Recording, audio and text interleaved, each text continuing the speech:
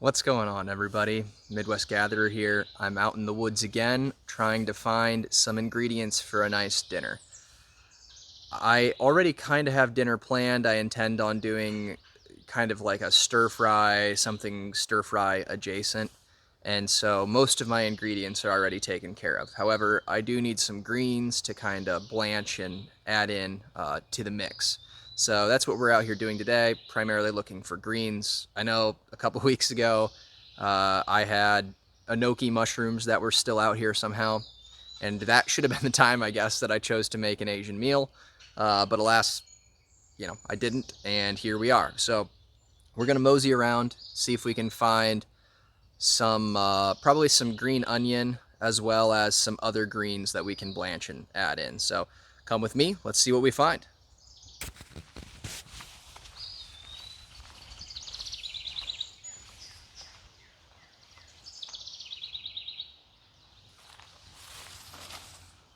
Well, we have found our first ingredient, and it is infested with mosquitoes. All right, I'm gonna bring you over here so you can take a look. You guys have seen this before if you've watched any of my videos, and even if you haven't, you may recognize this plant. You may be able to see them already, but there are some wild onions. Let's see if I can get my finger right there. You may be able to see the little flowering tops. Oops, focusing on my finger. The little flowering tops of the green onions. We are going to harvest some of those leaves. We're going to use them how you would typically use scallions. So I'm going to get to harvesting here. So when we're harvesting these, every bulb is its own plant. We don't want to take all the leaves from every plant, so we're just going to take, we'll try to leave a couple leaves, I guess is the point. Some of these have 4, 5, 6 leaves. Some of them only have 2, so we just kind of look and pick the ones that have the most leaves. And, as always, we can smell these just to make sure that we are indeed picking onions.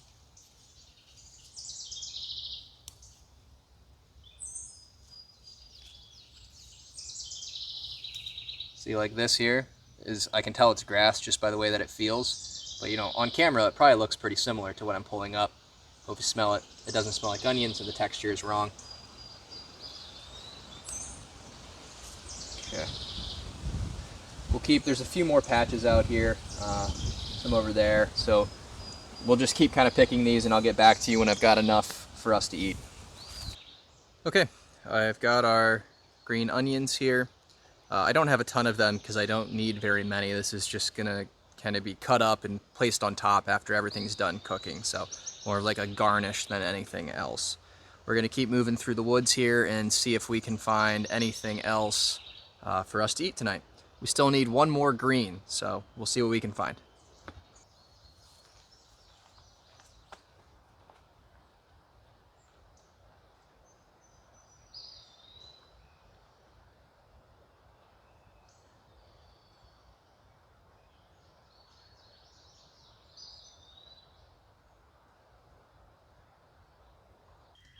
All right, I don't know what these are called. There's some sort of mushroom or fungus or something growing from this log. But yeah, I don't know what they're called. They're pretty strange looking.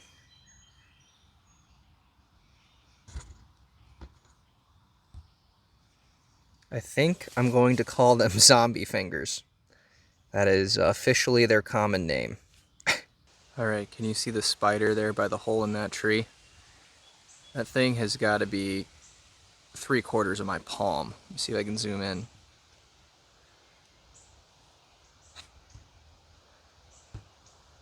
How would you like to have that in your house? Holy cow. I mean, that is like, for Ohio, that's a tarantula. I've never seen a spider that big in the woods. Wow.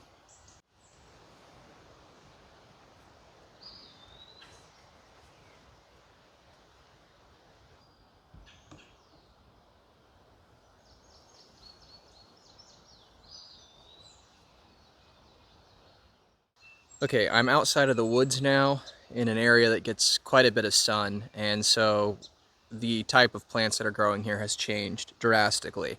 I'm seeing a whole bunch of thistle. I think specifically it's field thistle because it's not super thorny. But you can peel the skin off the shoots, when it bolts, it grows kind of like 2-3 feet tall at most. And you can cut those off as they're growing when they're still tender. And you can peel the outer layer of fibrous tissue off of the stems and then kind of cook them how you would cook asparagus or perhaps celery. They don't really have a celery flavor per se, but they're going to have a similar texture. So we're going to hop over here, take a look at some of this thistle, and as always, I forgot to bring a knife. So we're going to be pulling or cutting these by hand. We'll see how that goes and whether or not I regret it. Hopefully you can see what appears to be a thistle, this plant right here.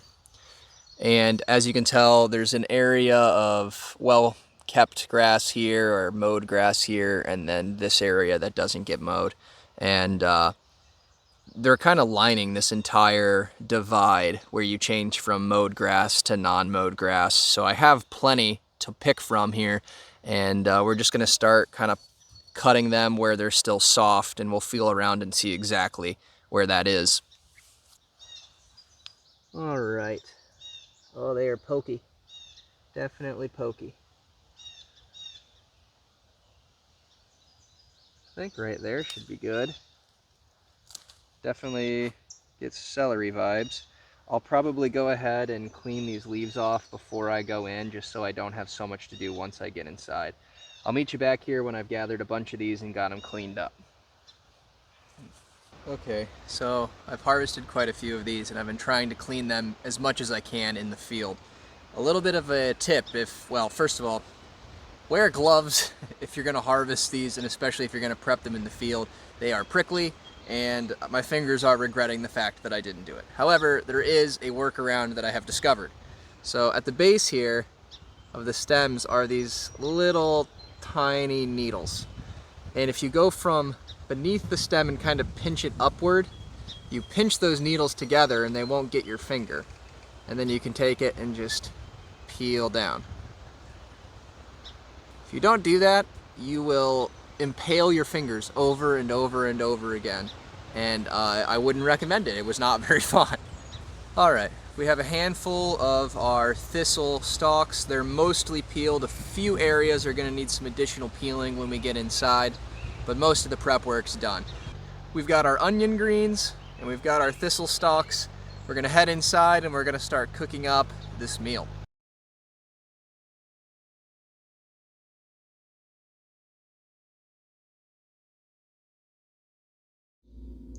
All right, we're just going to start by mincing up some garlic. I'm going to use about 2 cloves here.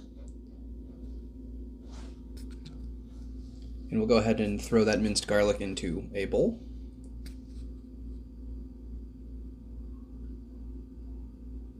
We're going to go ahead and add some soy sauce. Whatever soy sauce is your preference here. You can do light sodium, full sodium. It doesn't matter what brand. It'll all work fine. If you have fresh ginger, you can use that here.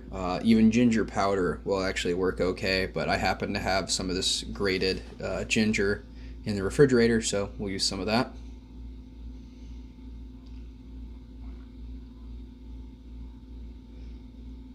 And all of these measurements are just kind of to taste. You know, everybody's going to be a little bit different with what they want, so by all means add however much of any of these things you would like. We're going to add some red pepper flakes in here for just a little bit of spice. And some honey to sweeten it all. We'll give that a mix.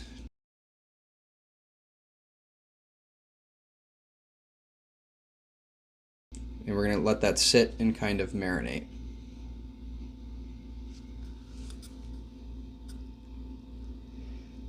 We're going to get some water boiling on the stove, and as that water is heating up, we're going to go ahead and prep our thistle shoots. So we're going to kind of cut off some of the ends that got a little mangled when I was breaking them in the field with my fingers. So we'll just clean those up a little bit, and we'll go through all of them. Now we've got them all the ends trimmed up, and we're going to go ahead and kind of halve these into more of a bite-sized piece. And then we're going to go ahead and start to peel off some of the more fibrous tissue that's still there. When you pull the leaves off in the field, a lot of it comes off just by virtue of doing that, but any bits that are left we'll go ahead and clean up here with the potato peeler. And the potato peeler worked pretty well. I would definitely use that as a method again.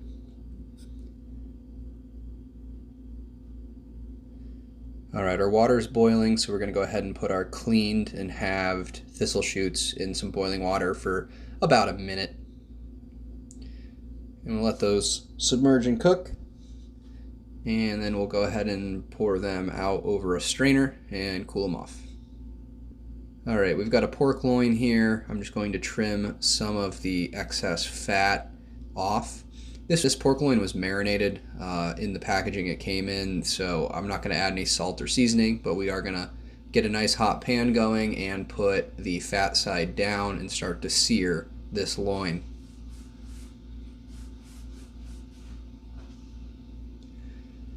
We're going to add a cup of rice to a colander here, and we're going to clean that rice thoroughly.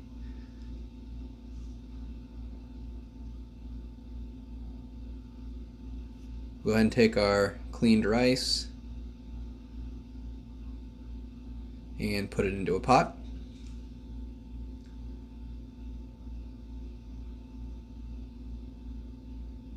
And then we're going to go ahead and add about 2 cups of water. When you're cooking rice, that is just kind of the general ratio that I have found to be suitable.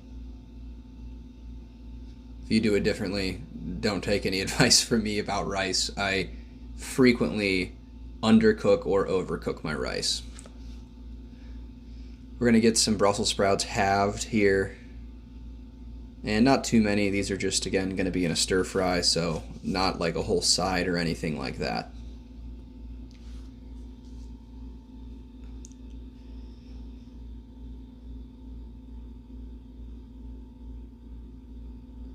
Alright, now I've got them all halved up, and we're going to throw them into a bowl and add some oil. Any relatively neutral oil will work. However, I've got this chili oil that'll give it a little bit of heat and a little different flavor, so I'm going to go ahead and do that and add some salt.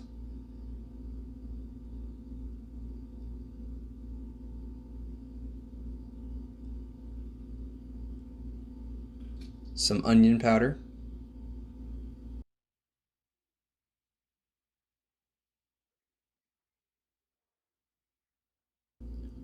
And some garlic powder.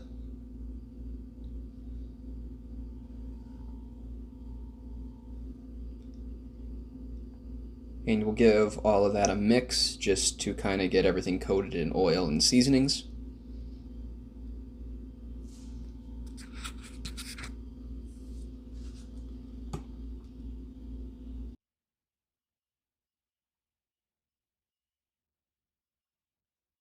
And then we're going to go ahead and slice up a bell pepper. We'll just kind of cut off our big sections here and then not quite dice it finely, but we'll dice it into some pieces here. We'll start to get our vegetables going in a pan, so Brussels sprouts are going to take the longest to cook. We'll throw those in. And again, we'll try to get the cut side down just to get a little bit of a sear on the inside edge of those Brussels sprouts. While we're doing that, I'm going to clean up some snap peas. Cleaning those edges off is probably overkill and unnecessary, but I'm picky, I guess. We're going to go ahead and add our snap peas in.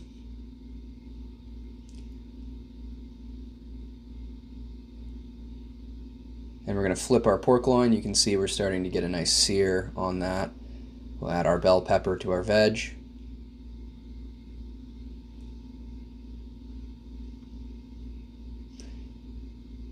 And we'll give that a little shake and stir just to make sure we get everything well incorporated. And we'll go ahead and add our thistle shoots here at the end. And again, a little shake, a little stir, make sure we get everything warmed up.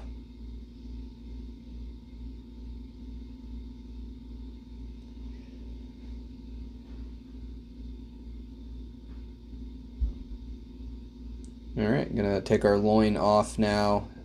I checked the internal temperature, got it up to where we want it to be, so it's good to come off. We're gonna slice up some mushrooms, and our onion greens have reappeared. We're gonna get those diced up here in a second as well.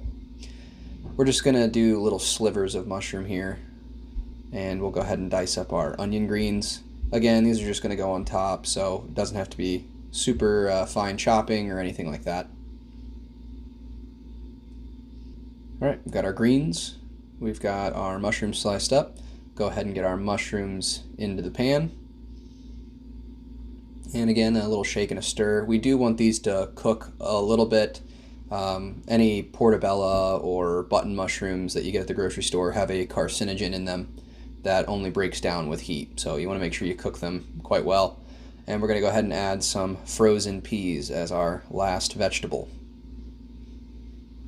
Probably way more vegetables than what you need in a stir fry, but we like to eat a lot of vegetables, so here we are. Again, a little shake, a little stir, get everything warmed up and well incorporated. We're going to get some eggs frying for our stir fry.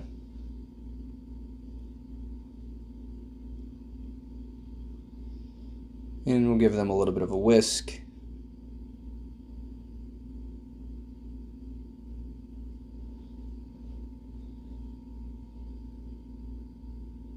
We'll go ahead and add our eggs to our vegetables and stir them around.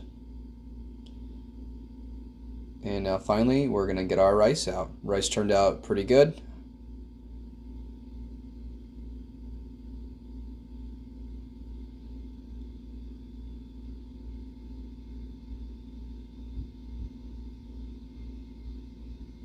Alright, we got everything stirred around a little bit.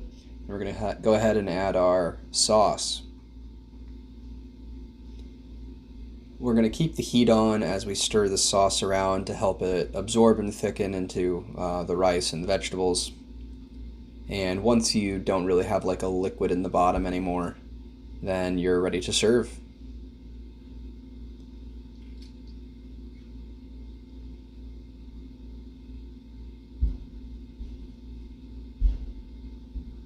This turned out really good. I would definitely make this again, and here in a moment you're going to hear what my wife has to say about it.